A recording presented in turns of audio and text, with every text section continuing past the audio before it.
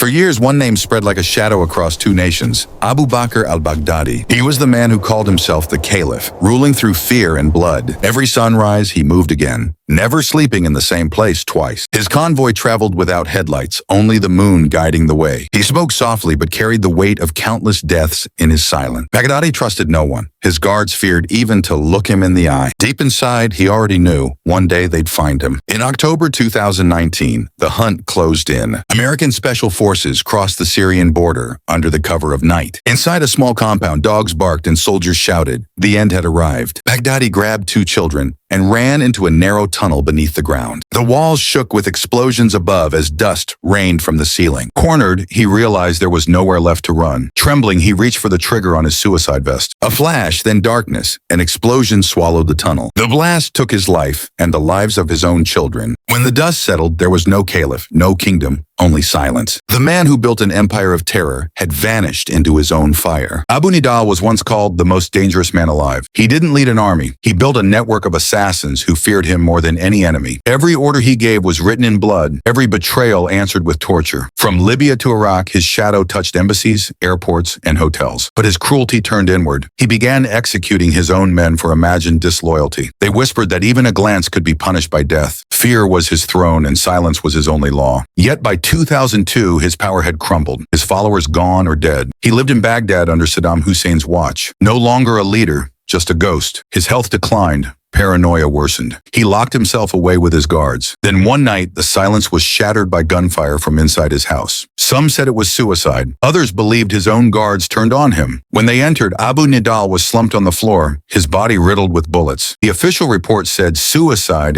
but the wounds told another story. Many believed Saddam ordered it, a final silence for a man who spoke too much. His death was as violent as his life, chaotic, lonely, and cruel. No speeches, no farewell, only the echo of his own gunfire in an empty room. Abu Nidal, the terrorist who killed his own, finally met the same fate he gave others. For a decade, his name haunted every headline. Osama bin Laden, the world's most wanted man. From the mountains of Afghanistan, he built an empire of fear that reached across oceans. His voice alone could move armies, not of soldiers, but of believers ready to die. The world searched for him in deserts, caves, and cities, but he was always one step ahead. Then came 2011, the night when the hunt finally ended. In Abbottabad, Pakistan, a quiet compound hid the ghost everyone was looking for. At 1 a.m., silence shattered. U.S. Navy SEALs descended from helicopters like shadows with rifles. The mission was called Operation Neptune Spear. In less than 40 minutes, it would change the course of history. Inside, bin Laden was awake, armed but cornered. Two short bursts of gunfire echoed through the compound. When the smoke cleared, the world's most feared man lay silent. The SEALs confirmed the identity, packed their gear, and vanished before dawn. No trial, no warning, just a final judgment delivered in the dark. His body was taken to the sea, a burial without a grave, without a name. For some, justice was served. For others, questions still remain. But the message was clear. No one, not even the world's most wanted man, escapes forever. Osama bin Laden's empire ended not with explosions, but with silence. Before ISIS, before the black flags rose, there was one man who lit the fire, Abu Musab al-Zarqawi. Born in Jordan in 1966, he was once a small-time criminal who dreamed of becoming a warrior. When the Soviet-Afghan War erupted, he found his calling in chaos. In Afghanistan, Zarqawi wasn't a strategist. He was a zealot with a taste for blood. His brutality earned him both fear and fame among extremists. After 9/11, the U.S. invasion of Iraq gave Zarqawi exactly what he wanted, a stage. He founded al-Tawhid wal-Jihad, a group that would later become the roots of ISIS. To the world, he became the butcher of Iraq. He recorded gruesome videos that shocked even al-Qaeda's leaders. Zarqawi's signature was chaos, bombings, executions, and sectarian war. For years, the U.S. hunted him, but every lead ended in dust. Then came June 7th, 2006, a quiet night near Bakr. Two US F-16 jets locked onto a safe house where Zarqawi was hiding. Moments later, two 500-pound bombs fell from the sky. The blast obliterated the house, but Zarqawi was still alive when soldiers arrived. As medics tried to save him, he whispered something and died moments later. With his death, Iraq lost its most violent insurgent, but his ideology lived on. The flames he started would soon consume the Middle East. He called himself the Caliph of the Islamic State, Abu Bakr al-Baghdadi. From Mosul's Grand Mosque, he declared his caliphate to the world in 2014. But as quickly as his empire rose, it began to crumble under fire. One by one, his strongholds fell. Raqqa, Mosul, and finally Baghdadi. Baghdadi vanished, living like a ghost hunted by every intelligence agency on Earth. He rarely slept in one place, never trusted anyone, and always wore a suicide vest. When U.S. Special Forces closed in, they had to cross airspace controlled by Russia and Turkey. It was one of the rare moments when enemies silently agreed on one target. Late October 26, 2019, Operation Kayla Muller began. Dozens of helicopters cut through the night sky toward a small compound in northwest Syria. Inside, Baghdadi panicked and fled into a tunnel with two of his children. Behind him, military dogs closed in, their eyes glowing through the dark. Cornered, Baghdadi screamed, then detonated his suicide vest. The explosion tore through the earth, ending his life and his final escape. Soldiers later confirmed his remains through DNA analysis. President Donald Trump announced it to the world.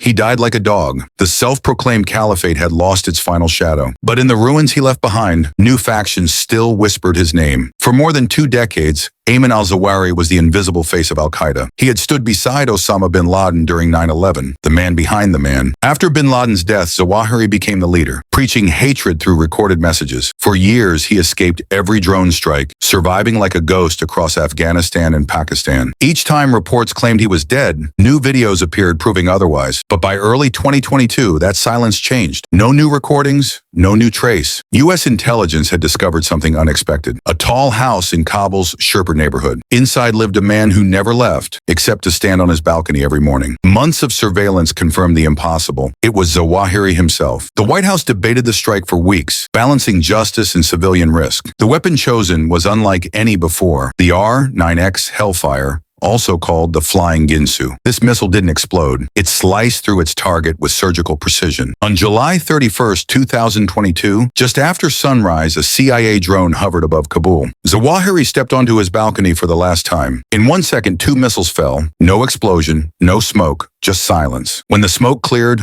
only shattered railings remained. No damage to the building, no fire. The man who evaded death for 20 years was gone in an instant. From Washington, President Biden declared, "Justice has been delivered." He was the butcher of Iraq, Abu Musab al-Zarqawi, a name whispered in fear across the Middle East. Born in Jordan, he transformed from a street thug into one of the most violent jihadist leaders on earth. His signature was terror, bombings, executions, and videos that shocked even al-Qaeda itself. By 2004, Zarqawi's network drenched Iraq in chaos, targeting markets, mosques, and embassies. Even Osama bin Laden's men thought he had gone too far, calling his war against Shia Muslims madness. The U.S. placed a $25 million bounty on his head, dead or alive. For months, intelligence officers hunted him, tracing whispers, phone calls, and dust trails in the desert. A break came when one of his own men, captured and terrified, revealed the location of a safe house near Bakr.